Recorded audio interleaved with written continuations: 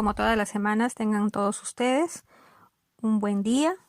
Hemos venido avanzando nuestra ruta de la experiencia de aprendizaje número 4. Nos encontramos ya en la semana 14, la cual lleva como título Escribimos en lengua materna un reportaje abordando la salud como desafío del Bicentenario. La competencia que en esta semana perseguimos es escribimos un texto en lengua materna sobre temas relacionados a la salud como desafío del Bicentenario. El propósito es planificar, organizar y revisar la estructura del reportaje, puesto que planificar es muy importante, ya que de ahí vamos a determinar qué contenidos vamos a utilizar en nuestro escrito y cuál será la estructura que seguiremos para su expresión.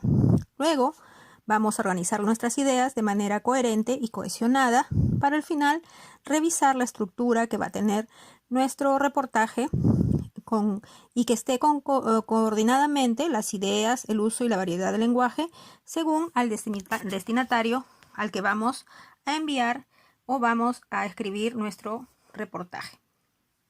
Bien, vamos a saltearnos un poco lo que es la situación significativa. Es la misma que hemos venido hablando sobre los retos y desafíos que tenemos en este bicentenario en cuanto a salud, educación, ¿no? Acá en nuestro país. Y en esta experiencia nos hemos centrado en el aspecto de la salud.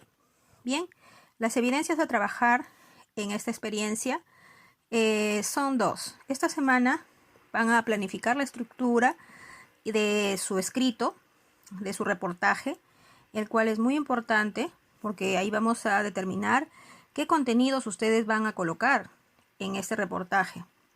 Van a determinar también la estructura que seguirán, la organización, como les vuelvo a mencionar, para luego poder pasar ya a escribir su plan de redacción, el final.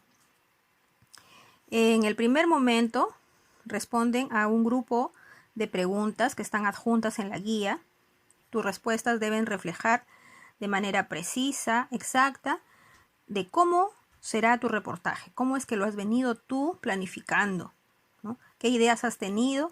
Irás contestando a las preguntas que se encuentran aquí en la guía. Ten en cuenta que mientras más detalles y expliques cómo has pensado realizar tu reportaje, será mucho mejor para entender la intención de tu escrito.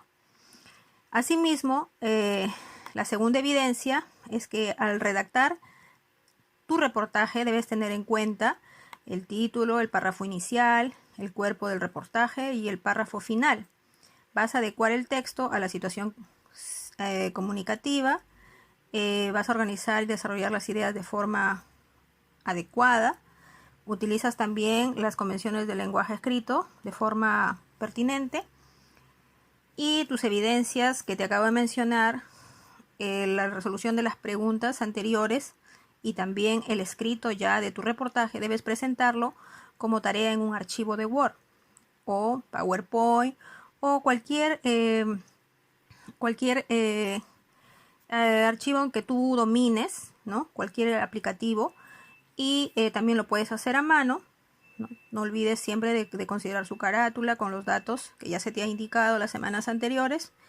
Y al final vas a responder a 4 preguntas más que también se encuentran agregadas en la guía concernientes a la última parte de la revisión que vas a realizar a tu reportaje. No olvides que hay criterios para evaluar estos desempeños, donde tú tienes que adecuar el texto que vas a escribir a la situación comunicativa, ¿no? Donde vas a considerar el propósito, vas a escribir el texto de manera cohesionada, ordenando tus ideas, estructurando también la secuencia de tu texto, estableciendo diversas relaciones lógicas entre el uso de los referentes, los conectores, y también vas a incorporar de manera pertinente un vocabulario nuevo, es decir, esto incluye sinónimos y términos especializados que vayan acorde con el tema que estás tratando. Bien, vamos ahora a seguir con la explicación en el siguiente video. Que es necesario también que conozcas algunos puntos, algunos contenidos interesantes para seguir aprendiendo sobre lo que es el reportaje y también el uso de ciertos componentes lingüísticos que van a servir para mejorar tu escrito. Es por ello que nos vamos hoy día a enfocar y recordar antes que nada que reportajes existen varios tipos. Existe el reportaje escrito, el reportaje en video y el reportaje para la radio.